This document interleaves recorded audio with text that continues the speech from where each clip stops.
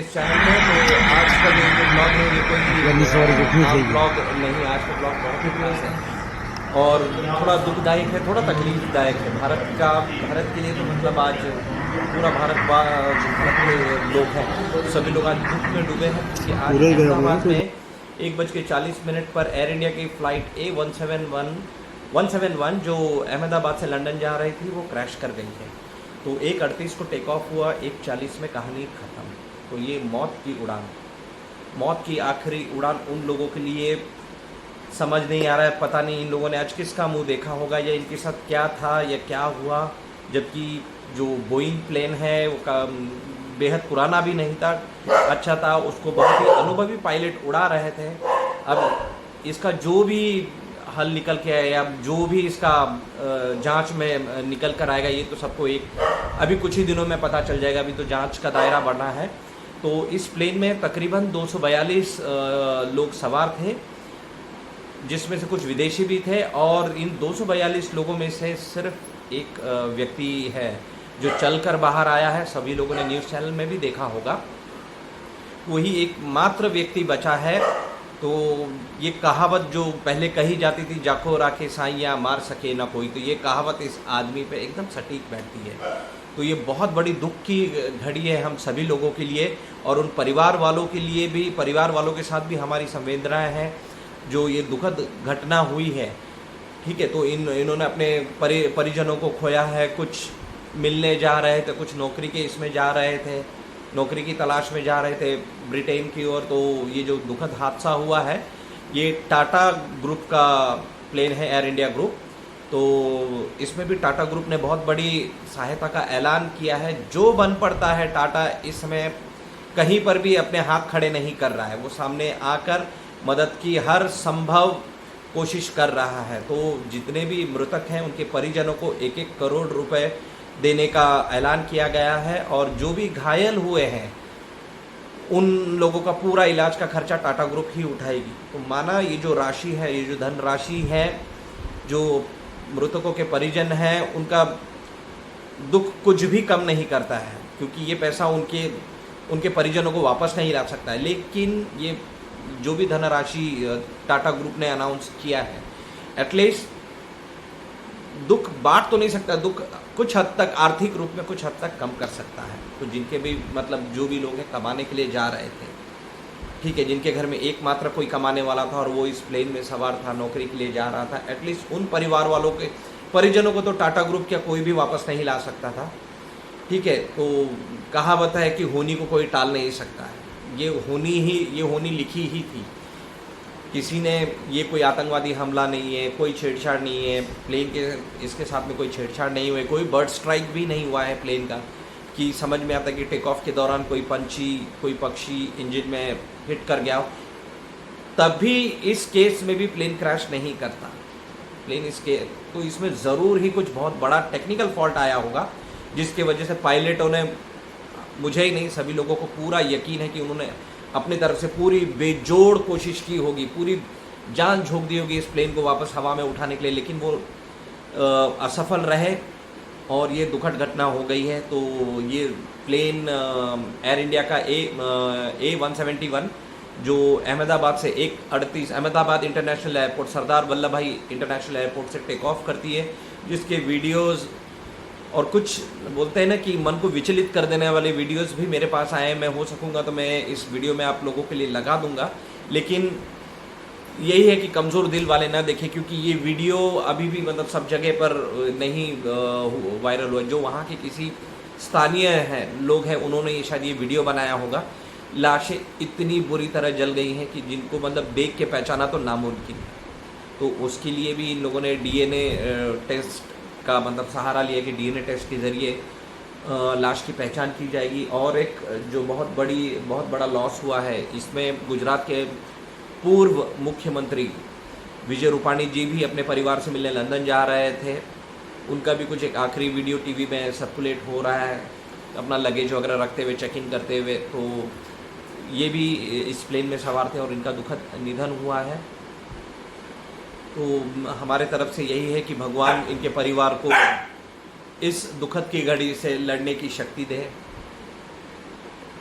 और समझ नहीं आ रहा है कि मतलब ये वाकई में इतना दिल दहलाने वाला है कि कुछ कहा नहीं जा सकता। जो वीडियोस अभी अभी मतलब मेरे पास भी बहुत सारे वीडियोस आए हैं जो वहाँ के मतलब वाकई में वहीं के नज़ारे हैं कि लाश इतनी बुरी तरह जल गए, छोटे छोटे बच्चे हैं, देखा नहीं जाता है, देख नहीं सकते ऐसा ऐसा वीडियो। मैं सारे वीडियोस तो अपलोड नहीं कर पाऊँगा आप लोगों के लिए, ठीक है। तो अभी जो भी इस दुर्घटना विमान की दुर्घटना का जो भी जांच करेंगे वो लोग मौका वारदात पे पहुंच गए हैं, स्थल पर, घटना स्थल पर पहुंच गए हैं।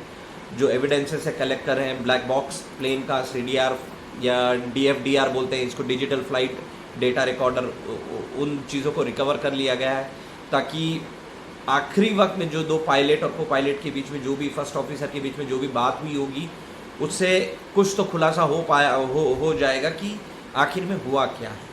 ये प्लेन हवा में टेक ऑफ तो कर गया लेकिन 650 फीट की ऊंचाई पे जाने के बाद अचानक से ये प्लेन स्टॉल कंडीशन में चला जाता है। स्टॉल कंडीशन उसे कहते हैं कि जब प्लेन हवा में लिफ्ट न ले रहा हो और वो सीधा ज़मीन की तरफ बढ़ रहा हो, एक पत्थर की तरह मानो, जैसे मतलब हवा में उड़ा तो सही लेकिन एक पत्थर की तरह धड़ाम से आके ज़मीन में आकर गिरकर क्रैश हो गया, ज़मींदोज़ हो गया। बस एकमात्र व्यक्ति है जो इस दुर्घटना में बचा है, जो चलकर शायद अस्पताल पहुंचा है।